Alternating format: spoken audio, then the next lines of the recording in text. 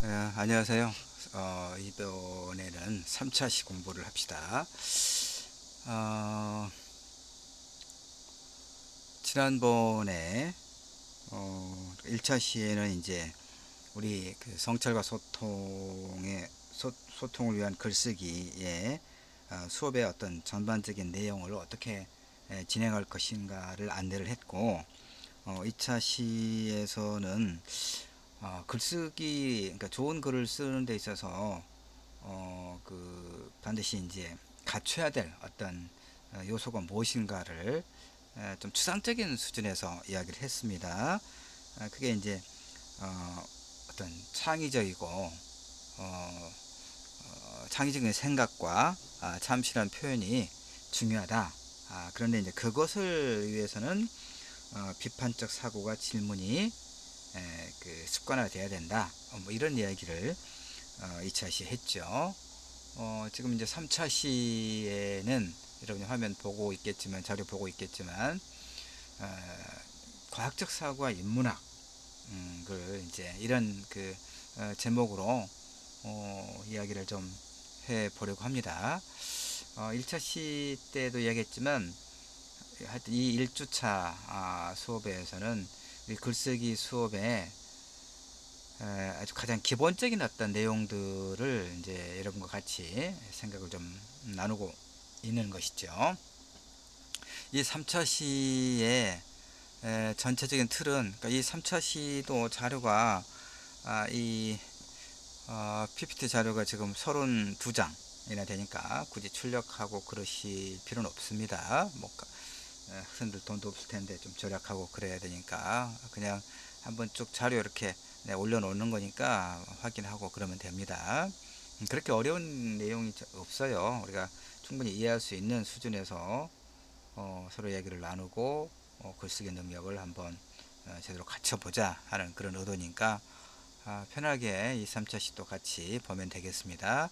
그래서 이 3차 시 과학적 사고와 인문학의 그 전체적인 틀을 이제 어떤 그 식으로 지금 이야기를 해 나가느냐 하면 이제 그 애플의 창업주 어떤 스티브 잡스의 이제 뭐 그 신제품을 출시할 때 그거 했던 이야기, 그러니까 애플이 가지고 있는 어떤 기업 마인드가 무엇인가를 한번 보고, 그 다음에 아인슈타인과 뉴턴 등의 사례를 들어서 이 과학적 사고와 비판적 사고가 얼마나 중요한가 하는 것.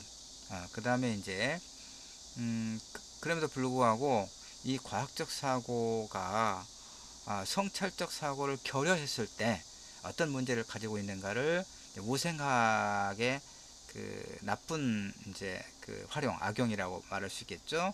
이 경우를 들어서 이야기하려고 해요. 그래서 결국에는 과학적 사고와 인문 정신이 결합했을 때 어떤 창조적 사고로 이어지게 된다. 이런 얘기를 하려고 해요. 그 애플에 이제 뭐 몇 년 전에 그 세상을 떠났죠. 스티브 잡스가 지금 이야기하고 있는 게 뭡니까? 이제 이 뭐 어떤 과학기술과 그 다음에 그 인문학이라고 하는 이 이제 이게 그 도로 표지죠. 이를테면 표지인데 이 그림을 띄워놓고 스티브 잡스가 말하고자 하는 게 뭔가를 봅시다. 그러니까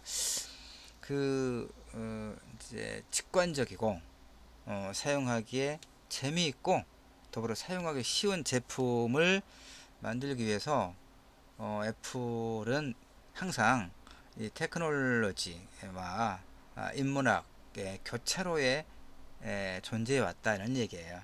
그러니까 이 애플은 이제 이 아이패드와 같은 하여튼 이런 첨단적인 IT 기기를 만들어내는 세계적인 기업인데, 그들의 그 어떤 경영 마인드 내에는 이 인문학적 사고를 늘 사고가 개입되어 있다 이런 얘기죠.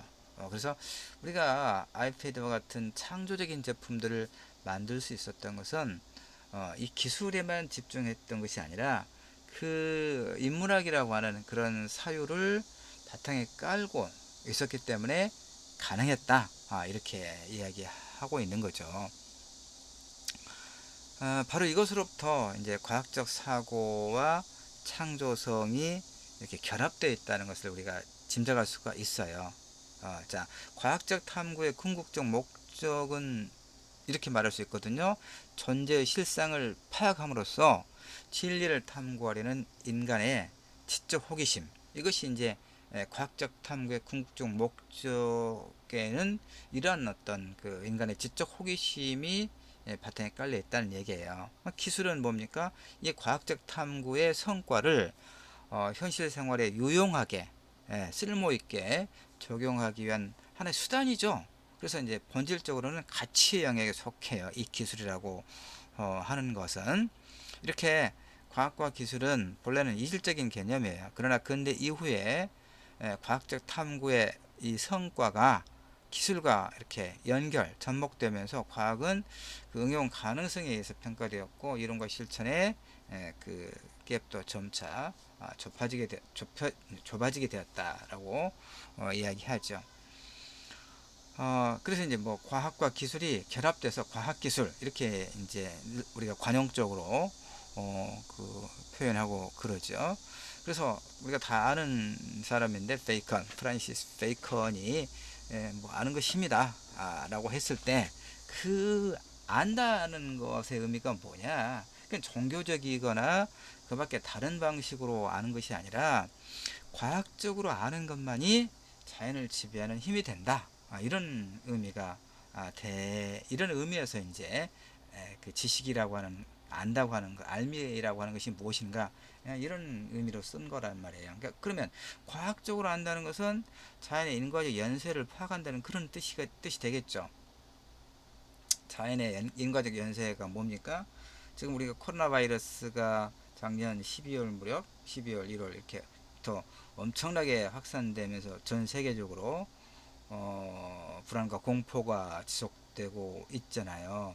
그러면 이런 바이러스와 같은 소위 역병은 왜 발생하는가를 이렇게 이제 추적을 하는 거죠. 결국은 인간의 어떤 탐욕, 그 다음에 성장 문명의 추구의 결과, 자연의 어떤 자연을 뭐 훼손했다 그럴까?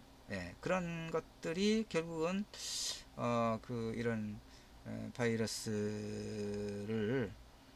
바이러스가 창궐하게 하는 그런 중요한 요인이다, 이렇게 이제 이야기하기도 하죠, 과학적으로. 어쨌든 적절하게 이렇게 설득력 있게 예시를 들었는지 좀 그렇긴 한데, 일단 자연의 인과적 연쇄, 뭐 지난번에는 또 8월 초순에는 엄청난 또 물난리가 나가지고 여러 지역이 그 수해 때문에 많은 재산을 잃고 생명을 잃기도 하고 고통을 겪고 있는 사람들이 굉장히 많죠. 그러니까 그런 소위 홍수의 또 원인은 또 어디서 찾을 것인가, 이렇게 이제 원인과 결과적 어떤 연쇄를 파악한다는 것이 바로 과학적으로 안다는 의미가 되는 거죠. 그걸 파악한다면 자연의 운행을 예측할 수 있기 때문에, 이러한 능력을 적절히 응용한다면 인류에게 유익한 결과를 가져올 수 있다고 말할 수 있겠죠. 그러니까 프랜시스 베이컨이 말했던 아는 것이 힘이다에 이런 이제 본래적 의미가 이렇다는 거예요. 그래서 제일 처음에 봤던 스티브 잡스 애플의 사례는 과학과 기술의 조합뿐만 아니라 과학적 이성에서 인문적 직관을 강조하는 패러다임의 변화를 보여주는 단적인 경우로 우리가 평가를 합니다. 근데 이제 그래서 주목하려는 것은 창조성, 창조. 뭐 우리 대학도 창조적 인재 양성, 우리 대학만 그런 게 아닙니다. 거의 모든 대학이 아마 절대적으로 그럴 거예요. 창조적 인재 양성, 창조적인 것. 어떤 식으로 이제 수사를, 레토릭을 조금 변화를 주고 있는지는 대학마다 좀씩 다르겠지만, 뭐 대학마다 진리, 뭐 진리, 봉사, 그다음에 뭐 창조적 인재 양성, 공동체 뭐 헌신하는 뭐 이런 것들을 이제 이런 그 가치를 내걸고 있지요. 자, 그 다음에 그러면 창조란 이제 뭐냐? 그 2차 시에서도 이야기했던 것처럼 창조란 전에 없던 것을 새롭게 만들어내는 것이죠. 새로운 성과나 업적, 가치 등을 말해요. 그러니까 창조성이라고 하는 것은 사고하고 문제를 해결하는 데 있어서 독창성에 의해서 특징 지어지는 지능의 측면을 말해요. 독창성. 그것도 이제 유용한, 쓸모있는 독창성이어야 되겠죠. 이 창조성과 밀접한 관련이 있는 게 과학적 사고고, 그럼 과학적 사고란 결국 뭐냐? 비판적이고 합리적인 사고를 말해요. 과학적 사고라고 하는 것은 비판적이고 합리적인 사고를 말. 그러니까 지금 이 3차 시에서 이야기하고 있는 것은 2차 시에서 이야기했던 비판적 사고와 질문의 중요성을 좀 더 확장하고 구체화해서 지금 설명을 하고 있는 내용이 되겠죠. 그래서 이제 서양의 비범했던 과학자들 대부분은 과학 연구 이외에 되게 철학을 공부하는 경험을 많이 갖고 있어요. 따라서 자신의 학문에 대해서 철학적으로, 즉 비판적으로 사고할 줄 아는 그런 과학자들이었죠. 그러니까 철학자도 그렇고 과학의 발견도 그렇고 철학자도 그렇고 우리가 뭐 1000년 전, 2000년 전에 유명했던 이런 그 과학자, 철학자들의 어떤 연구 성과, 업적을 우리가 지금 대학에서 분석하고 그 다음에 기업의 현장에서 응용, 활용하고 이런 거죠.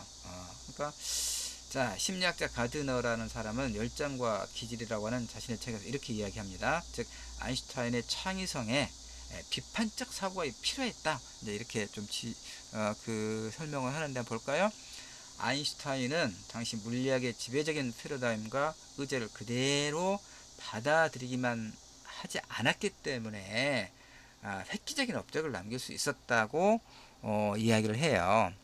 가드너라고 하는 사람이. 대신 그는 이제 그러니까 기존의 그 어떤 학문적 풍토 그대로를 그러니까 왜냐라고 하는 비판적 질문을 가하지 않고 그대로 답습한 게 아니라 그 가장 근본적인 어떤 그 원리로 돌아가서 왜냐는 물음을 제기했다는 얘기죠. 그리고 단순하면서도 가장 포괄적인 설명 원리를 찾고자 했다. 그래서 물리학의 기초 개념인 시간과 공간 자체가 무엇인지 회의했다 이런 얘기죠. 아인슈타인은 그 이제 홍성욱과 이성욱도 우리 이제 국내 학자인데 뉴턴과 아인슈타인 우리가 몰랐던 천재들의 창조성 그 공저에서 이렇게 말해요. 천재적인 과학자로 이름을 남기려면 문제를 풀어내는 능력만큼이나 풀이가 가능한 문제를 만들어내는 능력 또한 탁월해야 한다. 탁월해야 한다. 뉴턴은 바로 이 점에서 창조성을 발휘했다. 이렇게 또 이야기합니다. 뉴턴의 이런 문제의식과 창조적 실험은 이전 학자들의 연구를 비판적으로 읽어내는 습관을 통해서 길러졌다고 이렇게 이야기를 해요. 그러면 이제 창조성과 비판적 질문이 자연스럽게 이렇게 연결되죠. 철학자들의 비판적 질문은 지극히 당연한 것, 지극히 당연한 것으로 생각되는 것에 왜 당연하지? 라고 던지는 그런 의문이라고 볼 수 있죠. 플라톤 같은 경우 둥근 사물들을 누구나 둥근 것으로 알아볼 수 있죠. 우리는. 근데 플라톤은 우리가 그것들을 둥근다고 볼 수 있는 이유가 무엇일까를 물었던 거죠. 근본적인 질문을 했다는 얘기예요. 그래서 우리가 눈으로 볼 수 없는 일종의 개념적 존재인 이데아가 있어야 한다. 뭐 이렇게 이제 그 주장했죠. 아리스토텔레스 역시 우리가 계란에서 닭이 나오는 것을 알고 있죠. 그러나 근데 그게 어떻게 가능한지 이런 의문을 던졌어요. 보통 우리가 이제 닭이 먼저냐, 뭐 알이 먼저냐 이런 질문을 늘상 하죠. 근데 아리스토텔레스는 뭐 또 히랍의 철학자였기 때문에 이제 우리 같이 그렇게 그 닭이 먼저냐, 알이 먼저냐라는 질문 대신에 어떻게 그것이 가능할까라고 그 회의하고 난 다음에 스스로 답을 어떻게 찾았냐면 계란에 닭이 될 본성이 있기 때문이다 라고 대답을 해요. 그래서 그 본성의 종류를 넷으로 또 구분합니다. 뭐 형상인, 진료인, 작용인, 뭐 목적인 이렇게 이제 구분해서 설명을 해요. 뉴턴의 중력 이론도 지극히 당연하면서 누구나 알고 있는 것. 즉 모든 물체가 위에서 아래로 이렇게 이제 떨어진다는 사실에 왜라고 하는 이제 근본적인 질문을 던지는 것에서부터 비롯됐다고 볼 수 있죠. 사람들 모두가 사물이 높은 곳에서 낮은 곳으로 뭔가 떨어진다는 것을 알았지만 뉴턴 이전까지 그 당연한 사실에 직접적으로 운을 던지지 않았다는 얘기죠. 뭐 던진 사람도 있긴 했겠죠. 그러나 이제 뉴턴이 바로 이제 만유인력의 법칙을 이제 발견해냈기 때문에 뉴턴만이 이렇게 질문했다라고 말할 뿐이겠죠. 이후로도 아주 당연한 것으로 여겨지는 것들에 대해 의문을 던지는 것은 철학자들이 언제나 강조해온 태도라고 볼 수 있어요. 이렇게 창조성은 비판적 질문으로부터, 그렇죠, 비난이 아니죠. 비판과 비난은 다른 거죠. 비판적 질문으로부터, 그러므로 비판적 태도는 결국 창조성의 원동력이요 과학적 사고의 바탕이다 라고 말할 수가 있어요. 그러니까 과학적 사고의 바탕에는 다시 말하지만 비판적 사고가 놓여있고 그런 바탕 위에서 창조성이 발휘되었다, 이런 얘기죠. 이제 여기서 하나 더 추가되어야 될 것이 뭐냐면 성찰적 사고.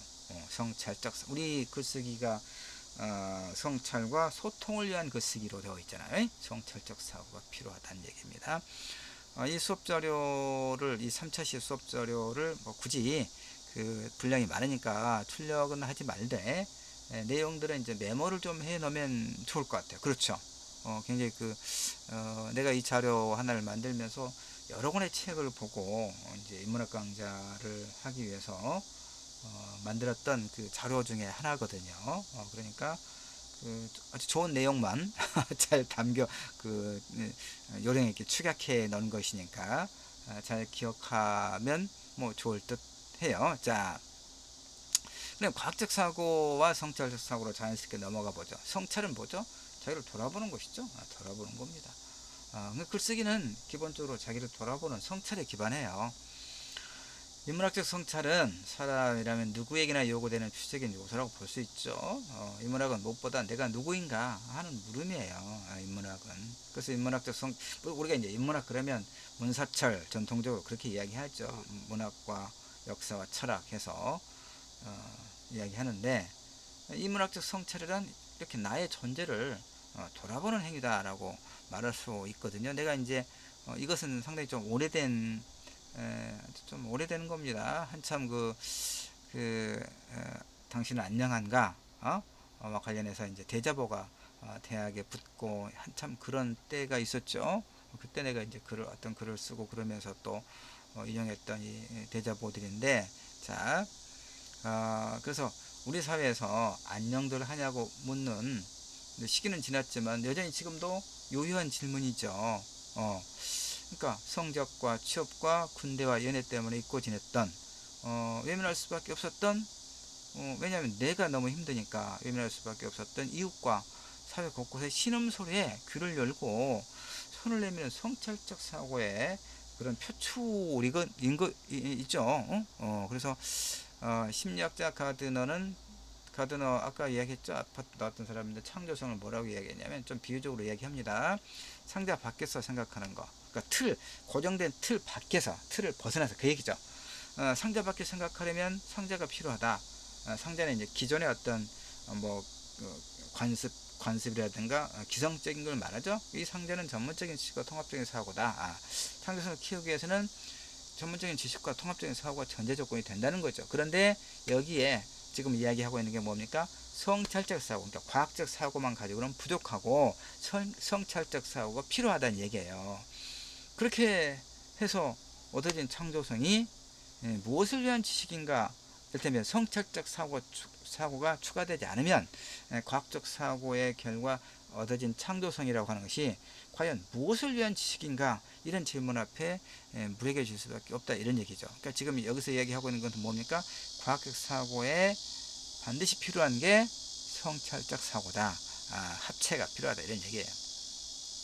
자, 그래서 이제 우리가 다 알고 있는 종의 기원에서 다윈은 생존 경쟁을 통한 자연선택설이죠.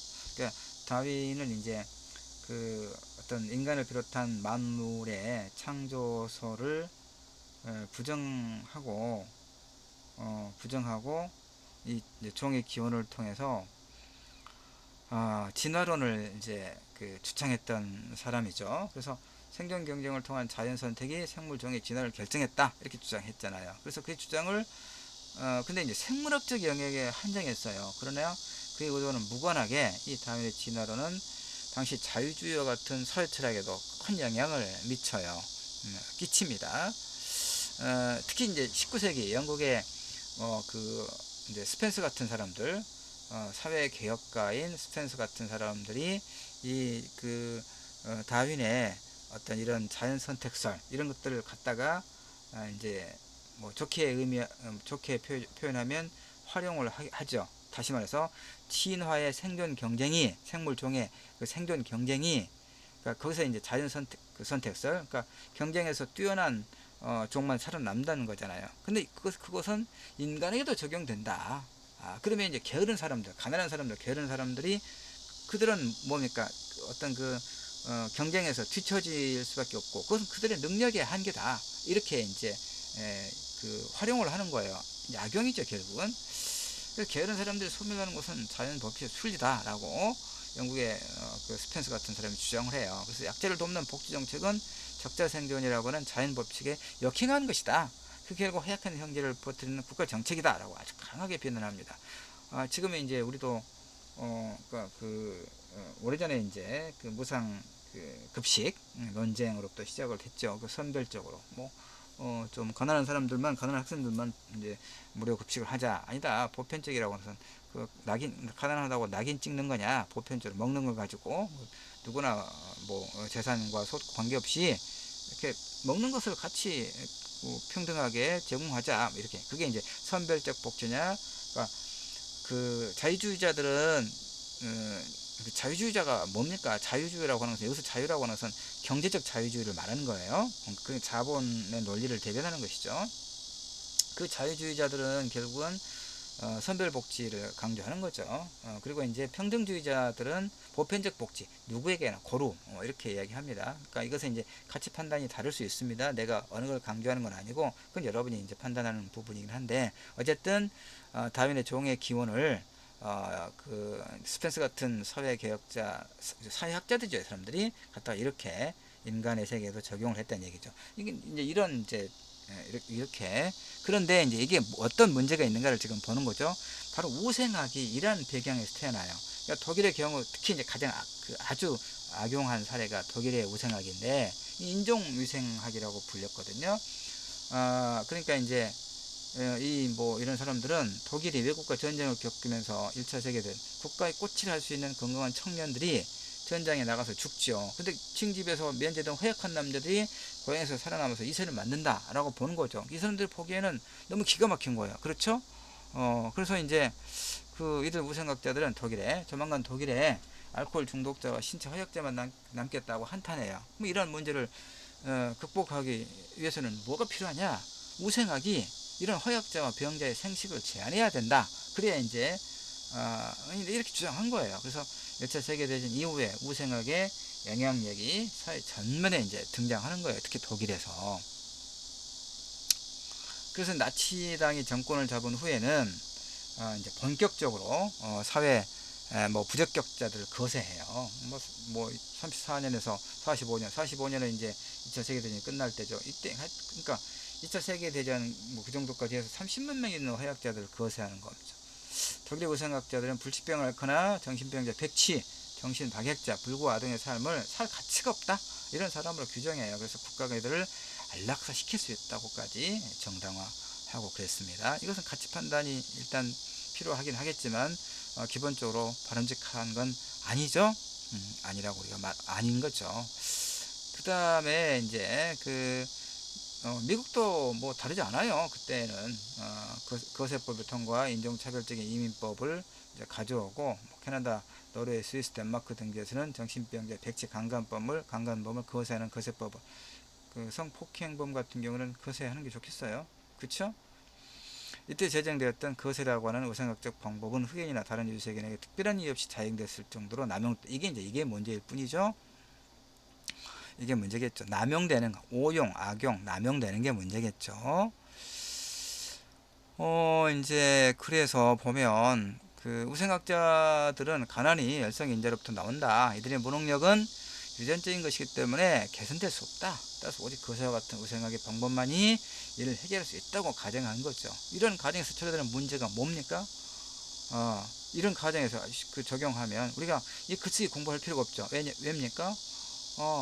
이, 이미 타고난다는 얘기죠. 글을 잘 쓸 수 있는 능력을 타고나고 아무리 공부를 해도 그런 능력을 타고나지 않은 누군가는 글을 잘 쓸 수 없다. 이것 마찬가지죠. 그렇죠?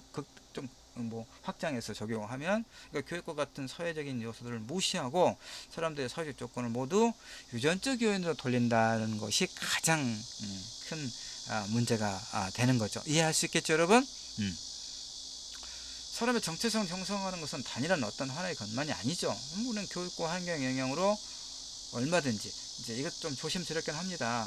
교육과 환경 영향으로 이제 상당할 정도로 변화할 수 있는 거죠. 변화할 수는 있습니다만은 또 아주 이제 변화가 가능하지 않은 아주 그 못된 이건 나중에 우리가 다양한 수업 자료를 가지고 공부를 할 때 더 이야기해 보도록 합시다. 지금 시간이 거의 됐기 때문에 하여튼 내가 이제 마무리하고 싶은 것은 뭐냐면 가난은 불평등한 사회구조에 더 많은 원인이 있어요. 장애 역시 사회적으로 형성된 일종의 편견이거든요. 요 부분도 나중에 또 수업 자료를 가지고 이야기를 하도록 합시다. 시간이 다 돼서 그래서 마지막 여기만 봅시다.